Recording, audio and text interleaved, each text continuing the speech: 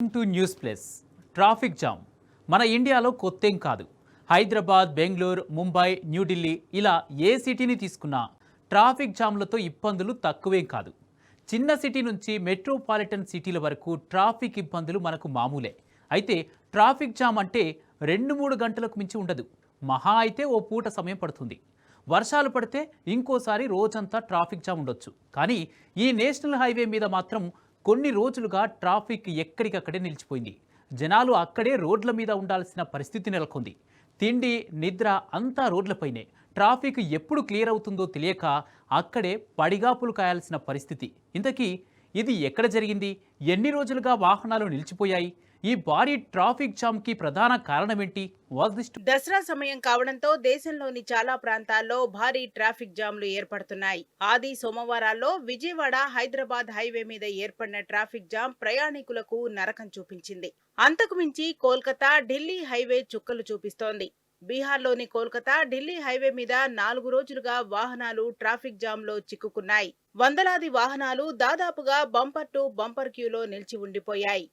గత శుక్రవారం బీహార్లోని రోహ్తాస్ జిల్లాలో కుండపోత వర్షాలు కురిశాయి. దీంతో జాతీయ రహదారి 19లో చాలా భాగం రోడ్లు ధ్వంసమయ్యాయి. దీంతో ఆ హైవేపై పలుచోట్ల వివిధ ప్రదేశాలలో నిర్మించిన మళ్లింపులు, సర్వీస్ లేన్లు పూర్తిగా నీటితో నిండిపోయాయి. ఈ రోడ్లపై ప్రతి చోట గుంతలు దర్శనమిచ్చాయి. చాలా చోట్ల ట్రాఫిక్ జామ్ ఏర్పడింది. కొన్ని కిలోమీటర్ల దూరం ప్రయాణించడానికి కూడా గంటలు పడుతోంది.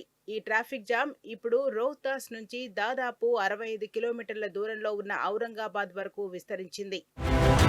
అయితే రోహ్తాస్ జిల్లాలో కురిసిన భారీ వర్షాల కారణంగా జాతీయ రహదారి 19పై నిర్మాణంలో ఉన్న 6 లైన్ల రహదారిపైకి నీరు చేరింది.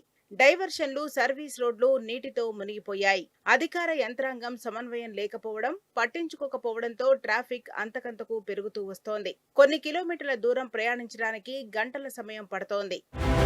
ఈ భారీ ట్రాఫిక్ జామ్ ను పరిష్కరించడానికి స్థానిక యంత్రాంగం ఎటువంటి ప్రయత్నం చేస్తున్నట్టు కనిపించడం లేదు.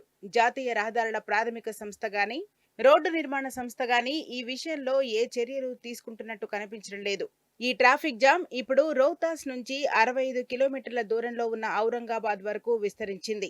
స్థానిక పరిపాలన, జాతీయ రహదారి ప్రాధికారిక సంస్థ, రహదారి నిర్మాణ సంస్థ ఎలాంటి చర్యలు తీసుకోకపోవడం వల్ల పరిస్థితి మరింత దిగజారిందని అక్కడ ఆగిపోయిన డ్రైవర్లు చెబుతున్నారు. ప్రయాణిస్తున్న వారు ఒక రోజుకు కేవలం 5 కిలోమీటర్లు మాత్రమే ప్రయాణించగలుగుతున్నారు. ఈ ట్రాఫిక్ వల్ల వ్యాపారాలు కూడా దెబ్బతింటాయని పలువురు ఆందోళన చెందుతున్నారు. ఆహార పదార్థాలు తీసుకెళ్తున్న డ్రైవర్లు అవి పాడైపోతాయని చెబుతున్నారు. ఇంకోవైపు అంబులెన్సులు, అత్యవసర సేవలు, పర్యాటక వాహనాలు ఈ ట్రాఫిక్ తో ప్రభావితమయ్యాయి. ఇక ప్రపంచంలో అత్యంత దారుణమైన ట్రాఫిక్ జామ్ ఎక్కడ ఏర్పడిందో తెలుసా? అధికారిక గణాంకాలేవీ లేకపోయినా 2010లో చైనా దేశంలోని బీజింగ్ టిబెట్ పై ఏర్పడిన ట్రాఫిక్ జామ్ ప్రపంచ చరిత్రలోనే అత్యంత దారుణమైనదిగా గుర్తించబడింది.